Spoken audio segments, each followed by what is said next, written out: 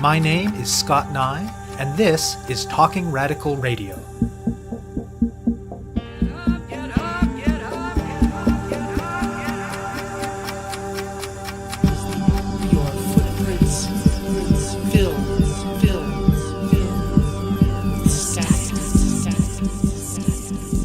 Hello and welcome to Talking Radical Radio, where we bring you grassroots voices from across Canada.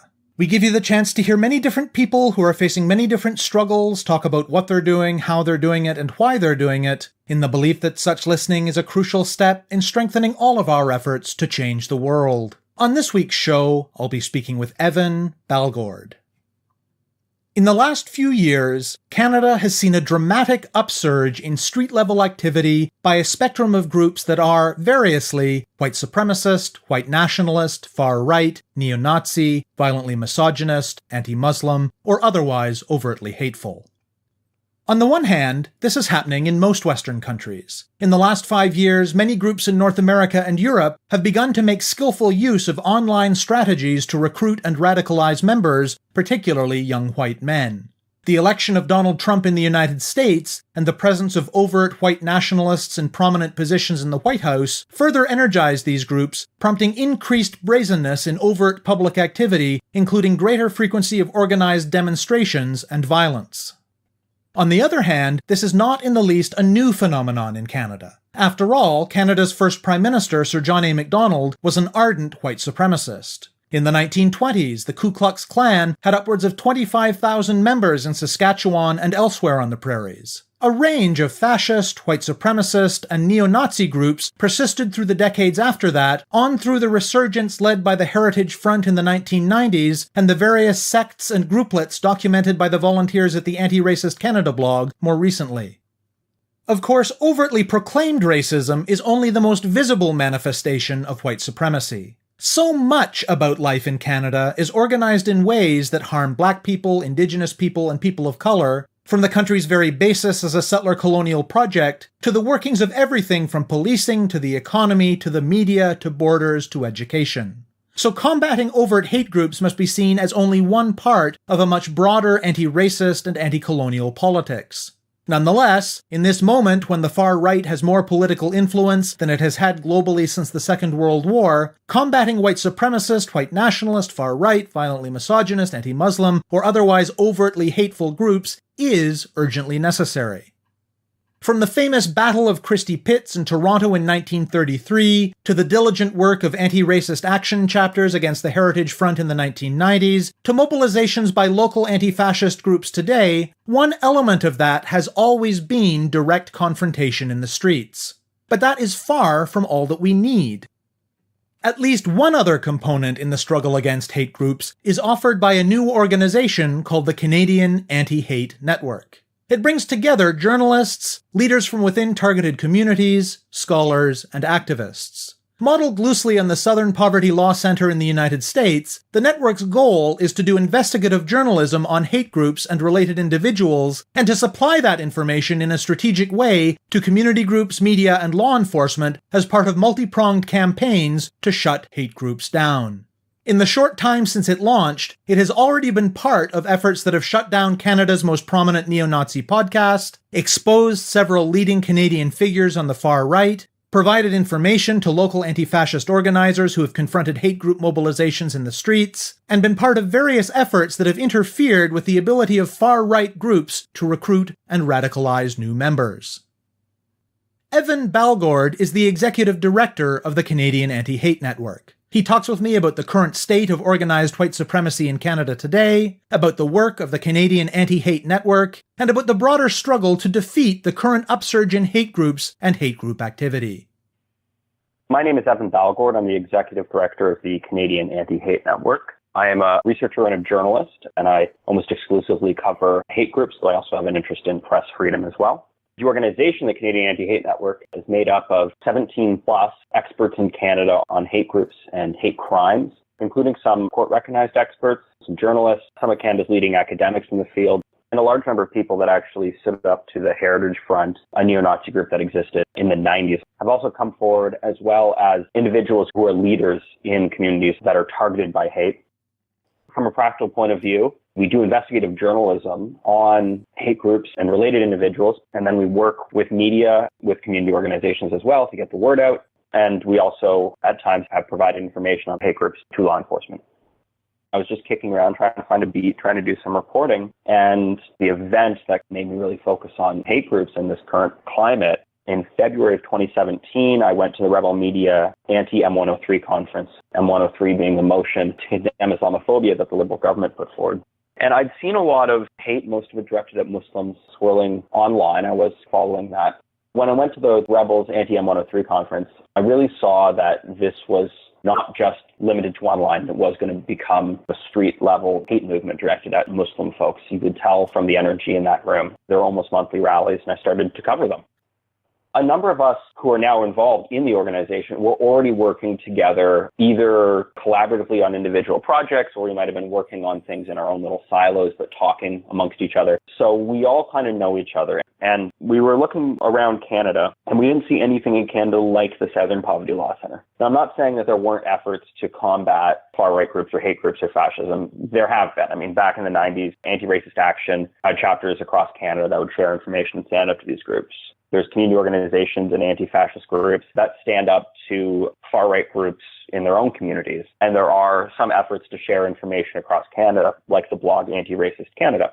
So there were all of these elements, but there was no one big professional organization that could speak as a trusted voice on hate groups and hate crimes to all audiences and be able to actually professionalize, raise a bit of money, have staff, and carry forward just a strict agenda of we monitor hate groups and we try to counter them in exposing them. And we decided if we want this thing to exist, we have to start it. So we did. There's a lot of people I could thank for that, but I'll limit it to one for the moment, and that's Bernie Farber. He's the former CEO of the Mosaic Institute, and he's the former CEO of the Canadian Jewish Congress back when there was this large progressive Jewish organization that did stand up to racism and stuff before it turned into other organizations. So Bernie was able to put together all of these people and get the ball rolling on this organization. Lay out more of the context for that. Has there been an upsurge in far-right and overtly racist activity here, and how has that been playing out? Some people call it the Trump effect, that racists and bigots have become emboldened during the campaign and following the election of U.S. President Donald Trump. That's true, but that's not the full story in the Canadian context. In the 90s, we had this hate group called the Heritage Front and other neo-Nazi groups, and they were shut down by a combination of factors. We had the Jewish community launching legal offenses against these groups.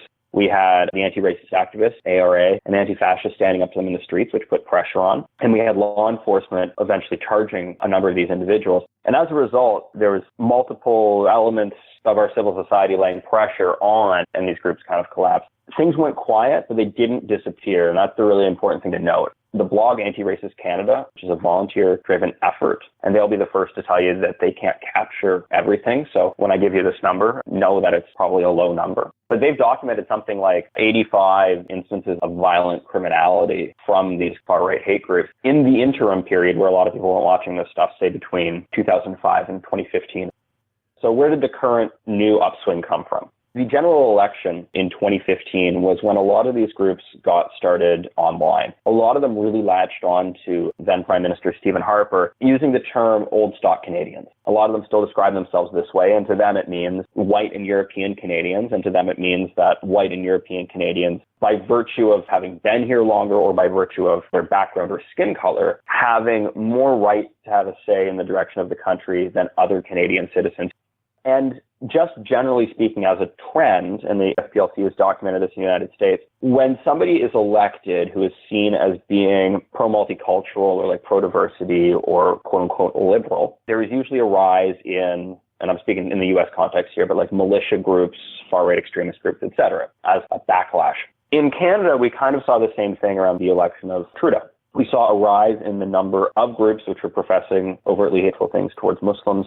So groups like the Soldiers of Odin and Pegida start up little chapters in Canada. And we also saw U.S. groups start up chapters in Canada, like the Three Percenters, which is this anti-Muslim militia-styled group. So they existed here around 2015, 2016. Then came the election of U.S. President Donald Trump, and these groups exploded in how often they were posting, their activity, the number of members they had, and even the number of groups proliferated. Then came M103. So M103, the Liberal government puts forward this motion condemning Islamophobia. And for a lot of these far-right groups, which primarily target Muslims, this was their lightning rod, and it got them on the ground, holding demonstrations, often monthly, they're still ongoing, to demonstrate against, no, Sharia law in Canada and the Islamification of Canada, etc. That's kind of how it evolved. What do the core activities of the Canadian Anti-Hate Network look like? The core is investigative journalism. We know what groups have engaged in violence in the past, aspire to violence, use rhetoric that is extremely racist and overtly hateful, etc. And we monitor those groups. And as a little side note, we focus on overt hate. And we know that what we're trying to do is a Band-Aid solution. We're not directly tackling systemic racism or societal racism. I hope some of the work that we do has impacts there. But we're really focused on overt hate. Not because it's, the only thing that is important and needs to be addressed, but just because that's our niche. So we monitor these groups. We watch what they put out on social media. They put out a ton of content. They have their own media ecosystem. They will interview each other. And, we listen to these interviews. We watch these interviews. We transcribe them. They comment on each other's walls. They do a lot of infighting. We kind of monitor that as well. And sometimes we get access to their less public spaces, and we use that information as well. We publish some of that information to let the public know in advance of a rally, like the one that was to be held last week by the Worldwide Coalition Against Islam. He's referring to an attempt by a hate group called the Worldwide Coalition Against Islam, or WCAI, to hold a rally on August 11th in Toronto that was prevented both by far-right infighting and by a successful anti-fascist mobilization. We'll publish the information on that. We'll also contact law enforcement again and be like, why haven't these people been charged yet? Because the leadership of WCAI has, in my opinion, absolutely broken Section 318 and 319 of the Criminal Code. 318 dealing with calls to genocide, 319 dealing with the spreading of hate propaganda that dehumanizes people and may lead to violence. We also took the step of endorsing the counter demonstration that weekend. Not all groups that stand up to hate groups are necessarily willing or comfortable or best positioned to speak to media. We aim to act as a trusted voice that can speak to everybody. So out of necessity, we have to be kind of mainstream, probably more mainstream than some anti-racist activists would like. But that's the position that we have to occupy because we are an incorporated entity. We could be sued. But we also have the benefits of being an incorporated entity. So, we can speak as a trusted voice on some things. We can raise money and use it. We can stand up to these groups in some other ways that more grassroots groups probably aren't able to. We also do want to engage in more legal action. But again, the amount that we can do is dependent on the resources that we have, and we do a lot with very little.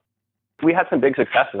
The credit for this first thing I'm going to mention goes to the Montreal Anti-Fascists and the Montreal Gazette for publishing it. They exposed the identity of the alt-right neo-Nazi known as Zyger. Now, Zyger was the number 2 guy at this big alt-right website called the Daily Stormer, and he was producing hate propaganda. After he was exposed, he went into hiding. Very shortly thereafter, we caught another 2 that were kind of aligned with that same movement. So there was this neo-Nazi podcast in Canada called This Hour Has 88 Minutes. A play on words from This Hour is 22 minutes, except in neo-Nazi parlance, 88 stands for Heil Hitler. So this podcast had put out 90 episodes, tons of guests, and it had 2 hosts, League of the North and Axe in the Deep, that I was very interested in finding. So through a combination of going through their forum posts and listening to hours on hours and hours and hours and hours of racist podcasts, we were able to put together enough demographic information that they would reveal that we were able to track them down. This took months of work. I worked with Vice Canada, particularly Max Lamoureux, on this. Prominent figures in this organization have to vouch for each other and vouch for other people because they do try to stay anonymous. So taking down some of the big ones can have a large impact, which I'll speak to in a moment. Anyways, we exposed them with Vice. We also provided some information on them to law enforcement. But at the same time, we also asked a counter-radicalization organization to reach out to them and their family and try to offer them some help.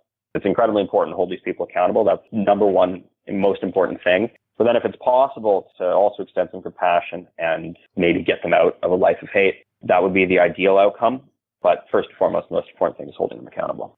So we found this individual. When we found them, they shut down the podcast. So they deleted all 90 episodes and they deleted a lot of their forum posts.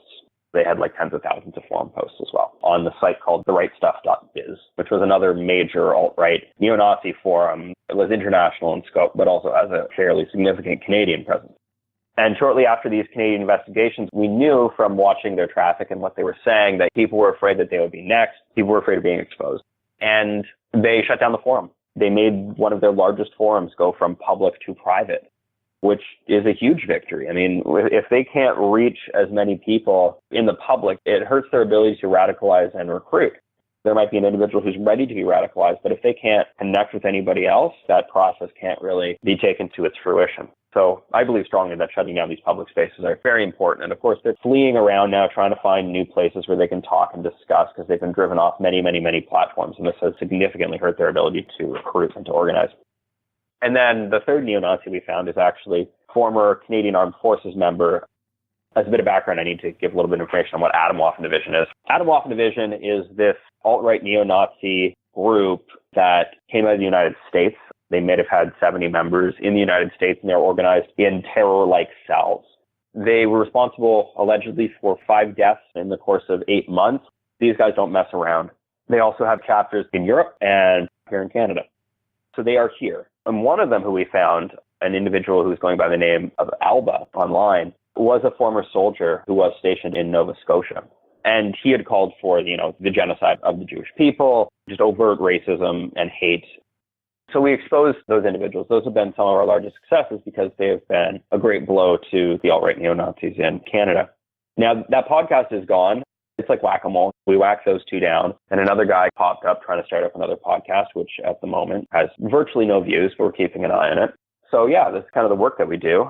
And for example, there's this rally with the Worldwide Coalition Against Islam. We helped get the word out. We spent a bit of money on some Facebook promotion so that people knew that this anti-Muslim hate rally was going to be held in Toronto last weekend. And I hope that our efforts in getting the word out and directing people to that counter demonstration helped put boots on the ground, so to speak, in standing up to those groups. And we know that they canceled the rally for 2 reasons, one being that they saw the planned counter demonstration, and the other being that there was a bunch of far-right infighting.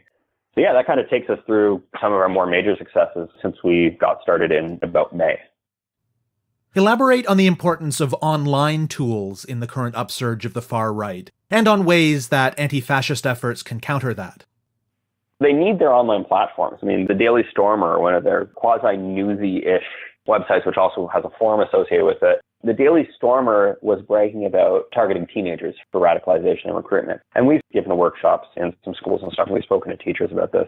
So they are actively targeting teenagers. I know from looking at some of these forums, like how old are these kids that they're recruiting? I've seen it as young as 12. 12 is an outlier, though. I'd say generally 14, but more so like 16 to 19 to 21 to 22. Around there is when people kind of get involved. And the age range of these alt-right neo-Nazis ranges from like 16 to 35.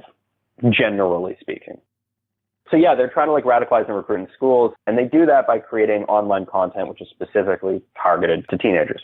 And they need their platforms to do this. They need to trust that they can talk about whatever they want to talk about on their chat platforms like Discord without there being any consequences. They need to trust that, they have forums that they can log into every day and their accounts will still be there and they can vouch for each other, because a lot of them only know each other by online usernames, and they need to vouch for each other. Whenever you take a platform down, like I think we contributed to in the case of the rightstuff.biz, they can't vouch for each other as much anymore because they're anonymous. You really value their anonymity more so than the skinheads did back in the day. The alt-right neo-Nazis are more upwardly mobile, more educated, and they don't want their neo-Nazism to impact their professional and personal and social lives and things like that. Newsflash, it does, because you will be found out. When people rise in prominence, their real identities come out, period. That's how it works. And they need their platform.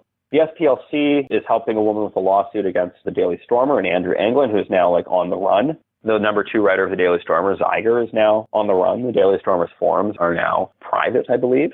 So they're losing all of their platforms. They're too afraid to use Discord anymore, which is previously where they would do a lot of their organizing. Discord is a chat platform mostly used by gamers, but really got used a lot by the alt-right as well. But there was a lot of Discord leaks, infiltrating their servers and publishing everything. So they had to flee off those Discord platforms. So their ability to organize and to have chats and personal conversations was also diminished. And of course, this doesn't mean that they can't know who each other is in real life and text and stuff like that. It just makes it harder for them to sustain a broader, decentralized and anonymous movement when you keep taking down their anonymous platforms. The more they get driven into the dark recesses of the internet, the less they're able to actually reach the public and radicalize and recruit more people. And people are sometimes scared. They're like, ooh, aren't you just driving them underground? And doesn't that just mean they're more dangerous and you don't know what's going on? No, that's not true. For a few reasons. One, we still know what's going on. We're still watching them. And also, when you drive something underground, it just means that they can't radicalize and recruit as much and can't grow as much. So I don't buy that argument. Driving them off those platforms has proven to be very effective. As you mentioned earlier in the interview, your organization focuses specifically on combating overt, organized white supremacy and hate, which is only one way in which racism shapes our world and our lives. How do you see your specific niche related to broader struggles against systemic racism? All kind of efforts to combat racism, whether societal, systemic, or overt, I think are interconnected. So one of the things that I think has played a key role in this new upsurgence of hate groups and hate group activity has been a normalization of these racist, hateful attitudes. Think back, let's say 10 years ago. If somebody went out on the street and said something like, what did Trump say about Mexicans? If you think about somebody just saying that in a public square 10 years ago, there would be more of a public reaction to it than there would be if somebody went and did it today. I think that these racist, anti-diversity, ultra-patriot in a very destructive and a very negative way, attitudes have become more normalized. And you see that because people feel safe expressing those views, first online and then offline. When they say stuff like that in the public space, other people see them say it, and they're like, oh, we can say that now. So people who might have privately held some of these attitudes and stuff before, they're coming out. And I don't like using this term, but I think everybody understands when I use it, so that's why I use it, but the dinner table racist, that uncle that you don't really want to interact with. Those people are now finding each other and going and holding rallies. They're comfortable being hateful to a wider public. So I do think that there's been this normalization of these racist, hateful attitudes. That's kind of what I mean when I talk about societal racism. And I think the ultimate expression of what has happened both systemically and societally is this overt stuff. So those two, they feed into the overt stuff. But I also think that people seeing overt hate and racism in the public square also feeds into more systemic and societal racism. It's a dynamic process that feeds each other. And I think you have to address it on multiple fronts. I think one way to help break that process is to address it at the overt level. So when people are overtly hateful in a way that actually breaks our criminal law and they're held accountable, I think other people see that and they're like, I better not do that. I think people see that and it might stifle the racism a bit.